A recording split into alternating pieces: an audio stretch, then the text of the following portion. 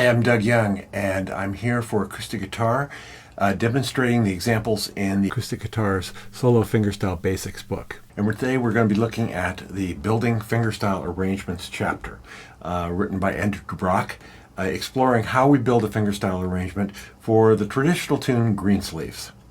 Besides learning the tune, in this lesson, you're going to get some insight into how a fingerstyle piece is constructed. So if you're new to fingerstyle, you can sort of look at this and realize what the process is, a little bit demystifying what's going on when you look at a fingerstyle arrangement.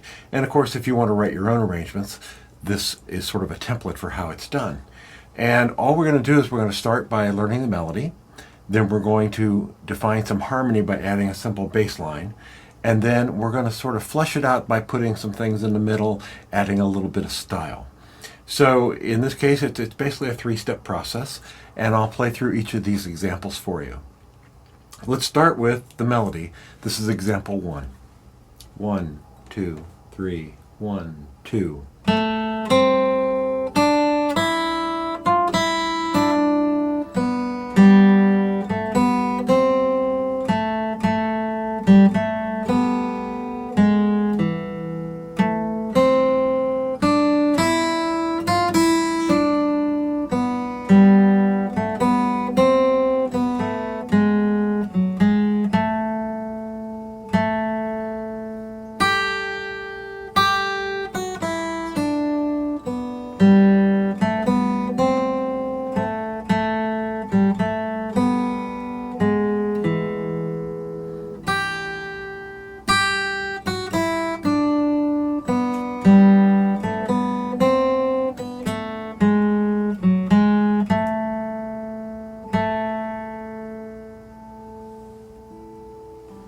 And there's the melody. Should be quite familiar.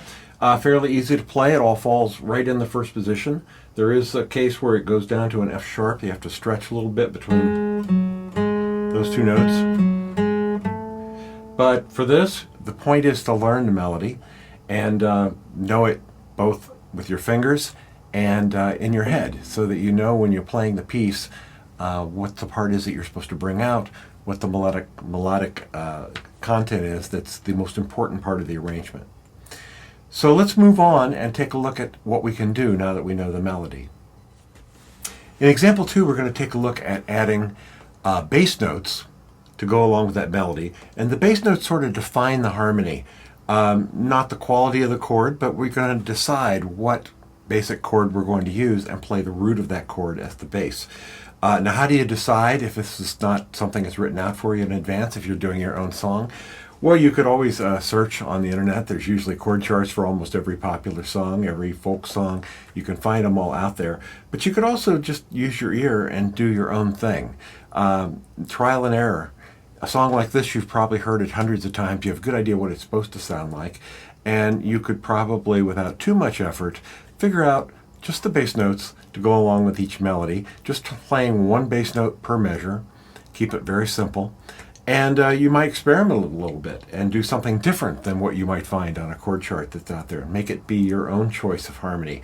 Because these, especially a song like this, these old traditional tunes, they don't come necessarily with predefined harmony. We know the melodies, and the harmonies are something that other people have added more recently. And you could do something different. But in this case, we're going to take a look at what Andrew has done. And I'm just going to play it slowly, and then we'll talk about it. I'll play it at a moderate speed. And again, we're just playing melody and bass notes. 1, 2, 3, 1, 2.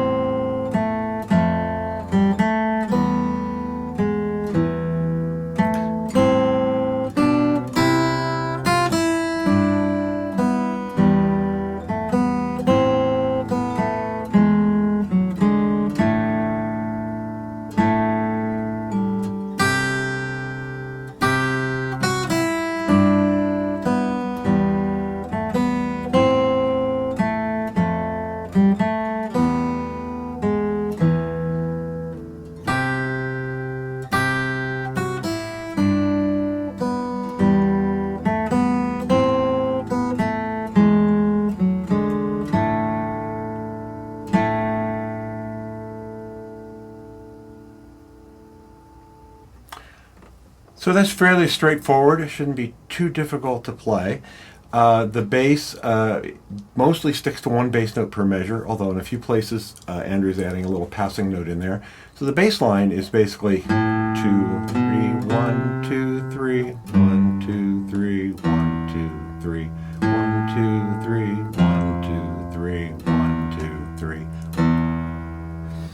Bass line to the main melody. And the trick is just to be able to play those at the same time. I'm playing the bass line with my thumb. I'm playing the melody with whatever fingers feels right in this case. Being that this isn't too elaborate, you can sort of make your own judgment about fingerings. Now you might have noticed that there are chord symbols on the music, and you could try to finger those chord shapes as you play the bass notes to sort of get yourself in the mood for playing more. And I was not worrying about that. I was just playing the bass and the melody line as if it was two individual lines. But we could finger the chords, and the bass and melody will fall out of that pretty well.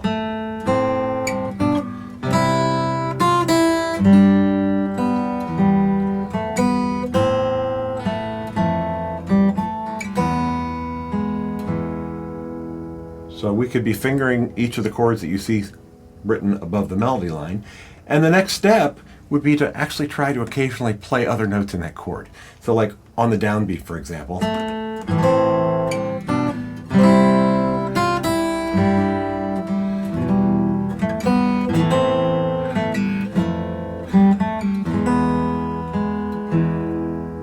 And it's starting to sound like a complete song.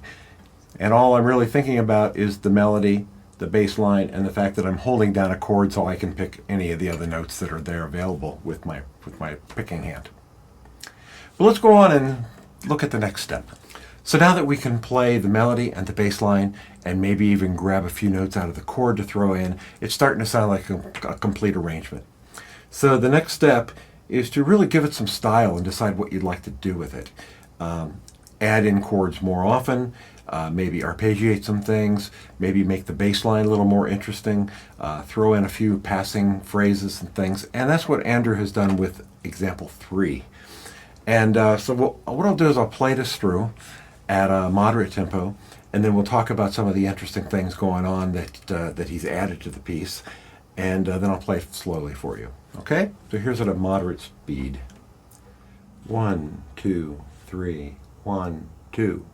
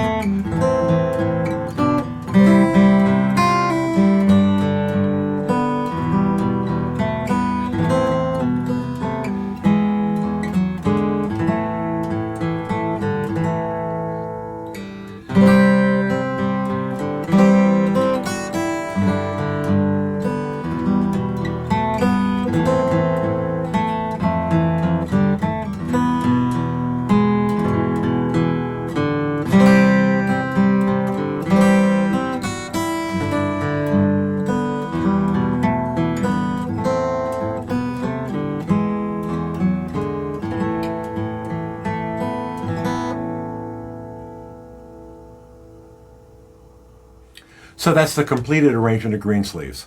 And if you've followed this along, you can see where it came from. We've got the melody, we've got the bass line, and we're throwing in some extra chord notes here and there. Often on the first beat of each measure, but also there's a few other things going on. So let's take a look at a few of the features. First of all, there's a little bit more going on with the bass line than just playing the bass at the beginning of each measure. In fact, the bass line is now...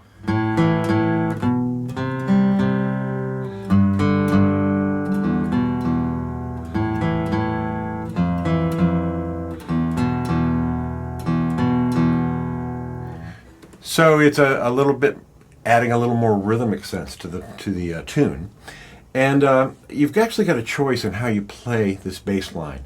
It makes sense as a bass line to play it with your thumb, the way I just did,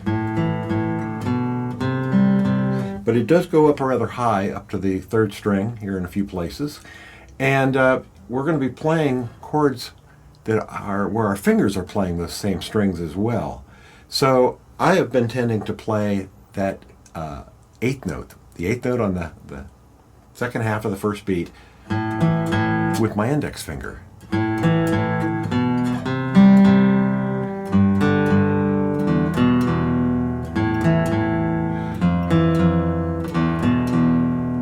And you could do it whichever way you feel comfortable with, or even mix and match it. There's places where it might be easier to do it with your thumb, places where, especially the C chord in the second measure, where we're playing, might be easier to do it with your index finger. So that defines sort of the feel of this piece, that we've got this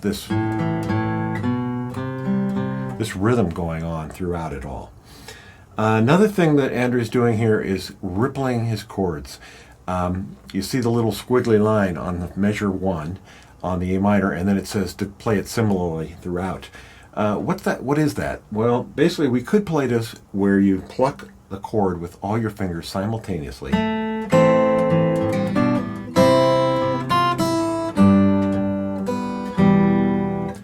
But what instead this is indicating is that we should have a little bit of a ripple.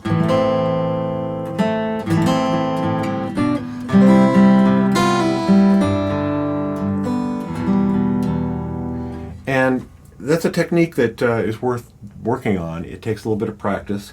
I tend to think of it, and this is not accurately what I'm doing, but if you want to sort of ease into it, think about putting your hands in the position of the chord, and as you start to pluck, sort of roll your hand out, sort of like peeling your fingers off the strings. And that's the effect. Now, I'm not doing that. I'm not going to have my hand out away from the guitar. I'm just moving my fingers in towards my palm, but not together.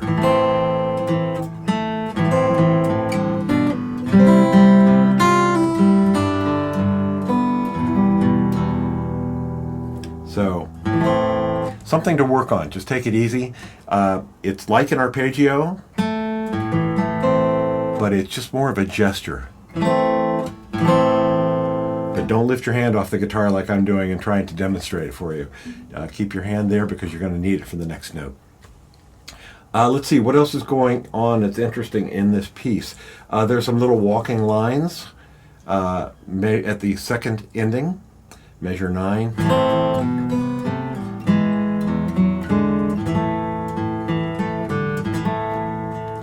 And you just have to take that slow. Let me play that part for you slowly. Measure 9.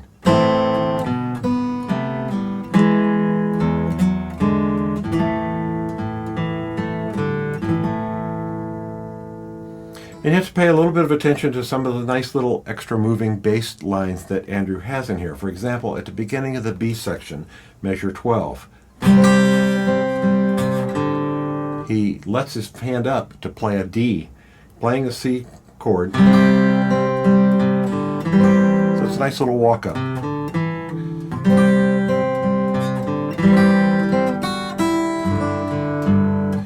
So there's a bunch of little details like that you'll want to keep an eye on, and all in all, it's a relatively simple piece to play, but a great first example to get started playing fingerstyle, and also something that people should enjoy hearing. Let me play it through at a little bit slower pace so that you can play along. 1, 2, 3, 1, 2.